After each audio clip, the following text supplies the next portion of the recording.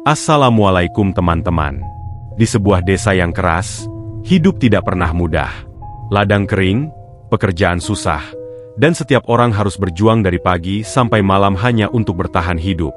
Di sini, yang kuat bertahan, yang lemah tersingkirkan.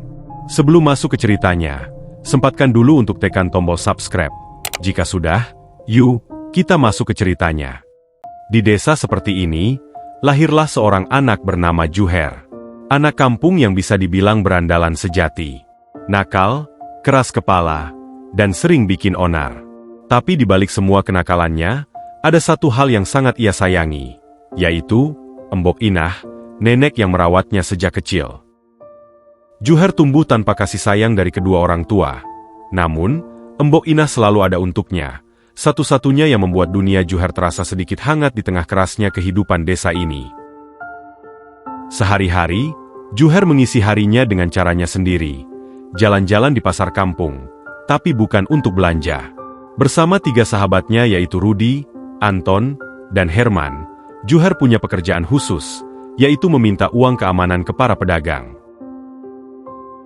Rudi yang paling cepat pikirannya, selalu jadi pengintai di setiap situasi. Kemudian Anton memiliki muka serem dan galak, membuat para pedagang ciut nyalinya. Sementara Herman, si paling usil, selalu bikin lawan ketakutan dengan tingkahnya. Di sini Juher pemimpin, dengan senyum nakal tapi tegas, memastikan semua pedagang menyerahkan uang tanpa banyak protes. Mereka tidak segan-segan. Kalau ada pedagang yang ngeyel tidak mau memberi uang keamanan, Juher dan teman-temannya langsung mengacak-acak lapak, melempar dagangan, menakut-nakuti siapa saja yang berani menentang. Pada akhirnya, pedagang pun terpaksa tunduk. Mereka mengeluarkan sedikit dari keuntungan dagangannya, menyerahkan uang itu kepada Juher dan ketiga sahabatnya. Tak ada yang berani menolak, karena kalau menolak, masalahnya bisa jadi panjang. Di mata masyarakat, Juher dan gengnya dikenal sebagai berandalan, sampah masyarakat yang selalu membuat warga resah dengan tingkah nakal mereka. Tidak hanya itu, Juher dikenal sebagai bagian dari geng yang kerap menggoda gadis-gadis warga desa. Tingkah mereka sering kebablasan dan membuat warga resah. Pada malam hari, Juher dan gengnya kerap berkeliaran di sekitar rumah warga, mengintip dari sela-sela bilik bambu dan celah dinding rumah. Meski tak melakukan apa-apa, kebiasaan itu cukup membuat suasana desa terasa tidak aman. Suatu hari, Juher dan gengnya melihat sebuah rumah besar di ujung kampung. Letaknya terpisah, dikelilingi persawahan, dan sering kosong karena pemiliknya kerap pergi keluar kota. Siang hari itu, saat kampung sedang lengang, mereka masuk tanpa rasa takut. Dengan terang-terangan, televisi, radio, uang, dan berbagai barang elektronik mereka angkut keluar untuk dijual. Saat Juher dan gengnya berjalan melewati hutan, sambil membawa barang-barang hasil curian, mereka merasa tak ada yang memperhatikan. Namun dari kejauhan, tepat di belakang mereka, seorang warga diam-diam melihat dan mengintai setiap langkah yang mereka ambil. Setelah hasil curian itu dijual, Juher dan gengnya langsung menghamburkan uangnya di sebuah tempat hiburan malam. Mereka bersenang-senang tanpa rasa bersalah, seolah apa yang mereka nikmati bukan berasal dari perbuatan salah. Di waktu yang sama, di tempat lain, seorang warga yang sebelumnya melihat aksi Juher melaporkannya kepada ketua RT. Tanpa menunggu lama, ketua RT mengumpulkan beberapa warga dan menyusun siasat.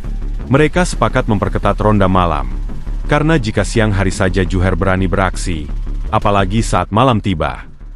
Dan benar saja, beberapa malam kemudian Juher dan gengnya kembali beraksi. Tepat pukul 2 dini hari, mereka membobol sebuah rumah warga. Aksi itu tanpa sengaja dipergoki oleh warga yang sedang berkeliling ronda. Kentongan di pos ronda pun segera dipukul, memanggil warga lainnya. Kejar-kejaran pun terjadi. Juher dan gengnya lari menembus gelap, dikejar warga hingga ke ujung jalan. Namun langkah mereka terhenti. Jalan itu buntu. Di hadapan mereka berdiri sebuah jembatan tua yang membentang di atas sungai besar. Dalam keadaan terdesak dan panik, Juher dan 3 anggota gengnya nekat melompat dari jembatan ke sungai yang deras. 3 hari kemudian, tubuh Juher ditemukan terhampar di tepi sungai. Setelah berhari-hari hanyut terbawa arus, ia terhempas ke pinggir dalam kondisi tak sadarkan diri. Seorang diri, tanpa diketahui bagaimana nasib teman-temannya. Tak lama kemudian, seorang kakek tua yang sedang mencari ikan di sungai itu melihat tubuh Juher terhampar di tepi air. Dengan wajah misterius, ia nekat mendekat dan mengecek keadaannya. Ternyata Juher masih hidup. Tanpa banyak bicara, kakek itu segera membawanya pergi seorang diri. Setelah sampai di gubuk tua, Juher masih dalam keadaan tak sadarkan diri. Sang kakek terus mengecek keadaannya, memastikan napas dan denyutnya tetap ada. Beberapa menit kemudian, Juher perlahan terbangun dan mulai sadar. Melihat itu, kakek tersebut segera memberinya minum. Setelah Juher benar-benar sadar dan tenang, ia pelan-pelan bertanya di mana dirinya berada. Sang kakek menjelaskan bahwa Juher telah hanyut sangat jauh dari desa asalnya. Bahkan terbawa arus hingga melewati 3 desa dari tempat mereka melompat. Juher pun terdiam. Kakek itu lalu memperkenalkan diri. Ia mengatakan bahwa namanya Abah Jahot. Dengan suara tenang, Abah Jahot meyakinkan Juher bahwa dirinya aman, karena kini berada di gubuk milik Abah. Melihat kondisi Juher yang masih lemas, Abah Jahot memintanya untuk kembali beristirahat. Sementara itu, Abah Jahot menyiapkan ikan hasil tangkapannya dan membakarnya di dapur gubuk tersebut. Di sela mereka menikmati makan dengan ikan bakar tadi, Juher menceritakan perampokan yang ia lakukan, kepergok warga, hingga dirinya dan 3 temannya melompat ke sungai dan hanyut, sampai bertemu Abah Jahot. Mendengar itu, lalu Abah Jahot menegurnya, karena tindakan mereka terlalu gegabah. Kemudian Abah Jahot menawarkan agar Juher tinggal beberapa hari di gubuk itu, untuk dibekali ilmu kebal terhadap senjata tajam bahkan peluru, dan ilmu tak terlihat saat beraksi. Tanpa ragu, Juher menyatakan siap menerima ilmu tersebut. Malam penyerahan ilmu pun tiba. Juher bersama Abah Jahot menggelar ritual di belakang gubuk tua itu.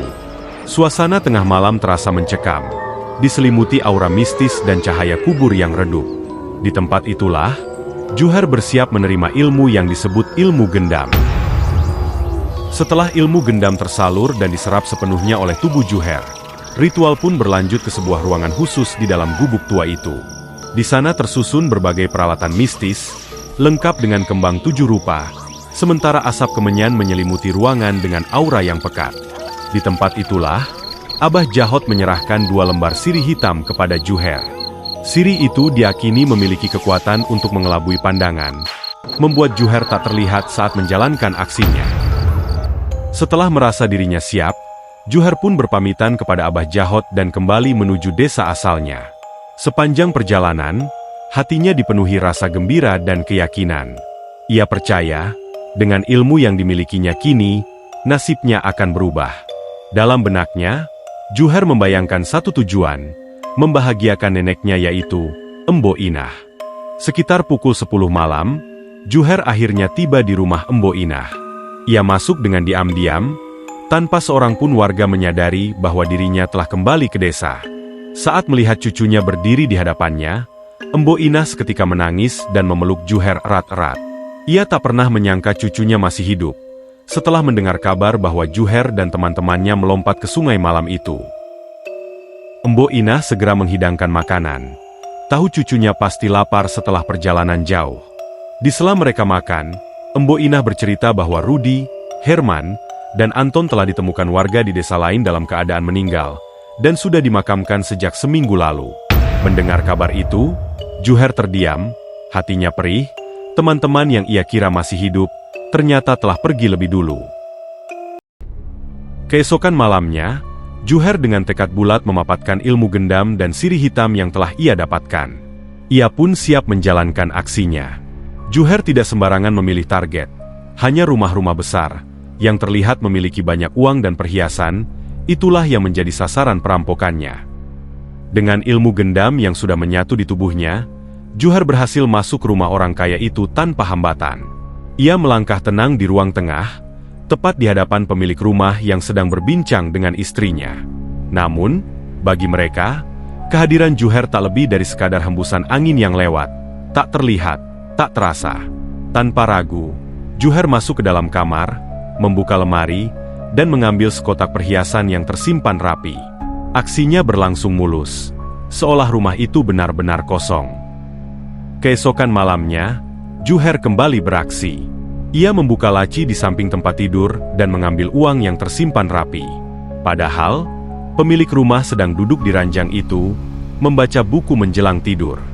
Namun anehnya, tak ada kecurigaan sedikit pun. Sang pemilik tetap fokus pada bacaannya, seolah tak terjadi apa-apa di sekelilingnya. Sesampainya di rumah, Juher menghitung tumpukan uang dan perhiasan di hadapan Embok Inah. Ia berkata, kini mereka tak perlu hidup susah lagi. Namun wajah Embok Inah justru sedih. Ia tahu semua itu berasal dari jalan yang salah. Dengan lirih, Embok Inah berkata, ia tak menginginkan harta itu, ia hanya ingin Juher selamat dan hidup damai. Juher kembali menyusup ke rumah orang kaya. Saat melintas di sebuah kamar, pandangannya tertuju pada seorang wanita dewasa yang tertidur pulas. Kecantikannya membuat hati Juher goyah. Nafsu dalam dirinya pun bergejolak. Tanpa sadar, Juher melupakan pesan Abah Jahod, bahwa ilmu gendam dan sirih hitam pantang menyentuh perempuan. Jika pantangan itu dilanggar, seluruh ilmu akan runtuh, dan dirinya akan terlihat. Tiba-tiba terdengar teriakan seorang perempuan dari kamar. Ia menangis histeris, memanggil kedua orang tuanya. Kedua orang tua segera datang dan memeluknya, menenangkan putrinya. Dengan suara terisak, perempuan itu berkata bahwa dirinya telah dinodai oleh Juher. Di tempat ritual yang sama, Abah Jahod tiba-tiba merasakan sesuatu. Ia sadar bahwa sumpah yang diberikan pada Juher telah dilanggar. Perhatian Abah Jahod tertuju pada kejadian itu, menyadari bahwa ilmu yang dulu disalurkan kini terancam runtuh akibat pelanggaran tersebut. Warga mulai berkumpul di rumah kepala desa, membicarakan hilangnya barang-barang dari beberapa rumah. Anehnya, tidak ada kerusakan sama sekali. Tak ada jendela atau pintu yang terbuka paksa. Di tengah perbincangan itu, Pak Sumianto angkat bicara. Ia menceritakan bahwa malam sebelumnya, anaknya telah dinodai, dan menyebut bahwa pelakunya adalah Juher. Keesokan malamnya, Pak Sumianto berkumpul bersama 3 warga lain yang rumahnya pernah dicuri, di rumah Pak Budi. Mereka sepakat bahwa perbuatan Juher tidak bisa dibiarkan begitu saja dan harus ditindak. Pak Budi kemudian mengungkapkan bahwa ia memiliki kenalan orang pintar di Kulon Selatan, dengan perjalanan sekitar 9 jam. Tak lama setelah itu, mereka pun bersiap-siap dan berangkat malam itu juga.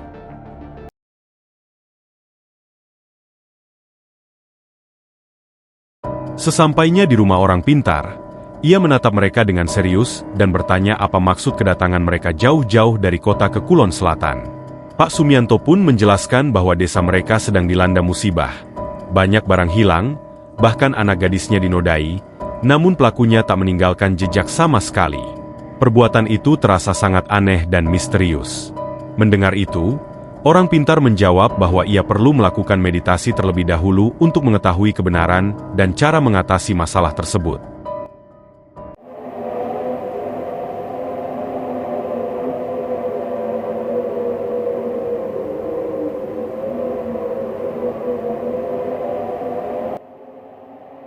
Setelah setengah jam meditasi, orang pintar itu kembali berbicara kepada Pak Sumianto dan teman-temannya.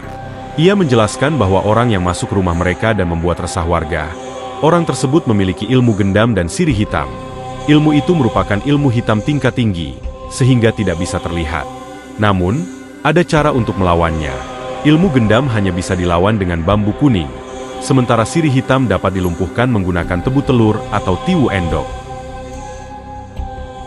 Setelah pulang dari rumah orang pintar, keesokan harinya Pak Sumianto dan 3 temannya langsung mencari bambu kuning. Mereka mengambilnya dalam jumlah banyak untuk dibagikan ke warga. Setelah itu, mereka melanjutkan pencarian tebu telur, persiapan untuk melawan ilmu gendam dan sirih hitam yang dimiliki Juher.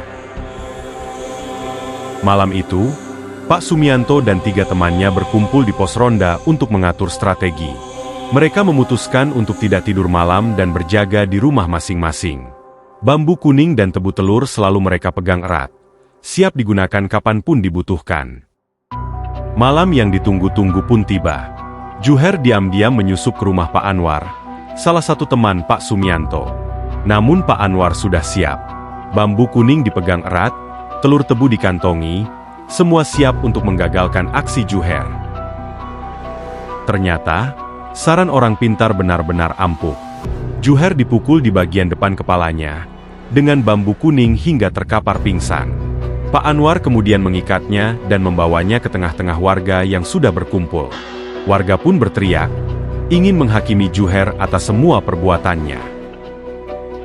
Di waktu yang sama, Abah Jahot merasakan getaran bahaya yang menimpa Juher. Ia berusaha menyalurkan seluruh kekuatannya untuk menyelamatkan Juher. Namun jiwa Juher menolak. Badan dan hatinya sudah tercemar oleh perbuatan malam sebelumnya. Akhirnya, Abah Jahot gagal, dan Juher pun tetap berada di tengah warga yang siap menghakiminya. Pak Sumianto memutuskan bahwa yang menghakimi Juher cukup dirinya dan 3 temannya saja, karena merekalah yang paling dirugikan oleh perbuatan Juher. Dengan penuh amarah, Pak Sumianto menyiramkan bensin, siap membakar Juher sebagai hukuman atas semua yang telah dilakukan.